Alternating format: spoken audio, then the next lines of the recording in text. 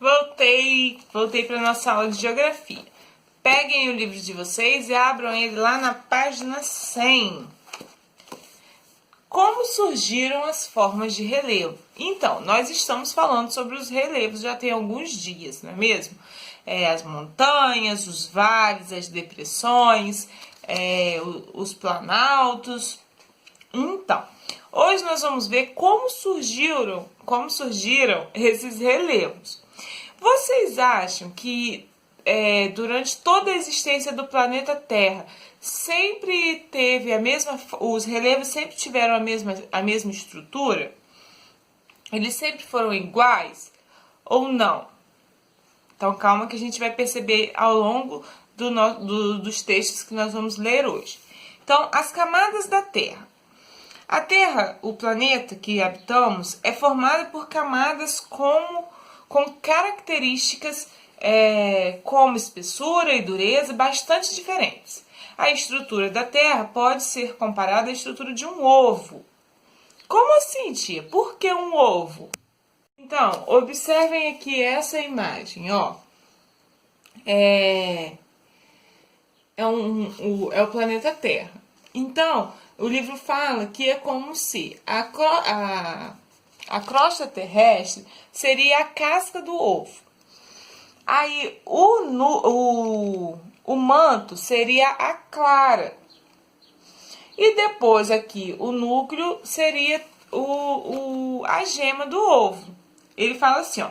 A parte mais externa, a crosta terrestre, corresponde à casca do ovo. Logo abaixo está o manto, que equivaleria à clara do ovo. E o núcleo localizado no centro da Terra corresponde à gema do ovo. A crosta terrestre é formada por um conjunto de placas tectônicas. A crosta terrestre é a camada mais fina, mas ela é formada por placas. E aí, se vocês forem perceber, olha só como que é formado, ó. Tá vendo? Aí fala aqui, ó, a crosta terrestre é a camada sólida e estreita que envolve todo o planeta. O manto é a camada mais espessa pelos magmas pastosos.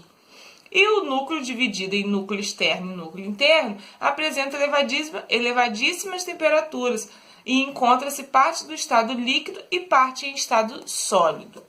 Então é muito interessante. A gente não imagina que a Terra, o planeta Terra, seja assim, não é mesmo? Mas como a gente já falou, a crosta terrestre ela é formada por placas tectônicas. E o que seria isso? As placas tectônicas são estruturas sólidas que se movimentam muito lentamente sobre o material que existe no manto, uma substância pastosa que fica logo abaixo da superfície terrestre. As placas tectônicas movimentam-se em várias direções. Sobre elas ficam os oceanos, os mares que acompanham os movimentos das placas. Então, são placas e elas ficam se movimentando lentamente. E por cima dessas placas estão os mares, que também se movimentam junto com elas. Com relevo. Então, quando essas placas ficam se movimentando, às vezes elas podem, chocar e uma às vezes subir, né, sobrepor a outra. Quando isso acontece, podem sim surgir as montanhas. Então é isso que a gente vai perceber aqui nessa imagem, ó. Uma tá indo para cá e a outra tá vindo para cá, ó. Aí o que aconteceu aqui no meio? As montanhas, tá vendo? É por isso que fala que o relevo não é igual, porque constantemente aumentando. E com isso elas podem estar se chocando, entendeu? Aí, não sei se o livro vai falar, mas já ouviram falar com certeza dos tsunamis. Por que isso acontece? Porque às vezes o impacto, ou elas se afastando, e quando elas voltam, gera aquela onda gigante que acontece em alguns países. Continuo explicando na página 101 o que acontece. Quando as placas tectônicas se aproximam uma da outra e se chocam, uma delas mergulha sobre a outra e acaba exercendo uma pressão. Essa pressão pode ocasionar o dobramento de uma das placas, fazendo surgirem as cadeias de montanhas. As rochas que não suportam as pressões se curvam, formando dobras. As rochas mais resistentes não se curvam e formam as falhas ou quebras. Cadeias é o conjunto, né? O grupo. E aí, ó, olha só as cadeias de montanhas, ó. E aqui uma imagem do Parque Nacional da Serra do Cipó, em Minas Gerais. Depois, nós temos a falha das placas tectônicas, que às vezes uma, né, está mais acima que a outra. E o que acontece? As formas de relevo terrestre transformam-se também em consequência da ação da água, do vento e das variações da temperatura que atingem as rochas. Isso é muito importante, porque se eu pergunto quais são os 3 fatores que também influenciam na forma do relevo: a água, o vento e as variações de temperatura, tá bom? Que atingem as rochas e se desgastam, fazendo com que partes delas fiquem reduzidas e minúsculos pedaços chamados de sedimentos, tá bom? Página 102. Página 102 vai falar sobre as mudanças da superfície terrestre. Então, vamos lá. Os sedimentos, transportados pelas águas e pelos ventos, podem se acumular em regiões próximas ou muito distantes da sua origem. Sedimentos, como a gente falou, são pequenas partículas do solo, das rochas.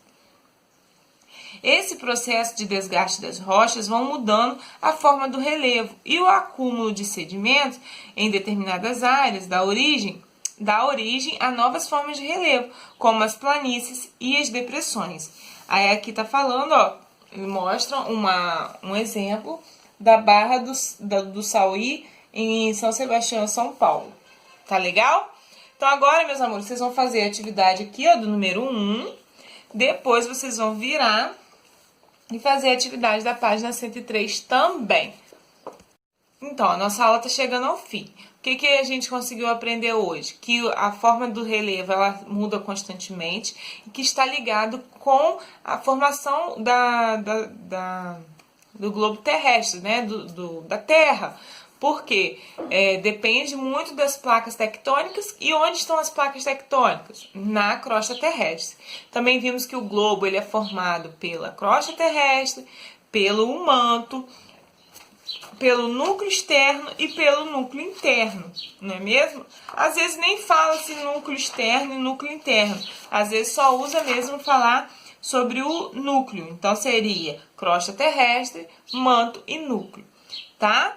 E aí, quando essas placas se chocam, uma se sobrepõe sobre a outra, acontece de ter as montanhas e tal, ou quando tem o desnível, né, dessas placas, o falhamento, acontece também de ter uma montanha mais alta do que a outra. Tá legal? Então, espero que vocês tenham gostado de perceber isso. E agora vocês podem olhar ao redor de São Fidélis, porque tem muita montanha. Vocês podem ver que aqui as placas tectônicas estão sempre estavam, né? Porque já tem muitos anos. Se chocaram bastante porque tem muitas montanhas, tá bom? Então, ó, um beijinho e a gente se vê amanhã. Tchau!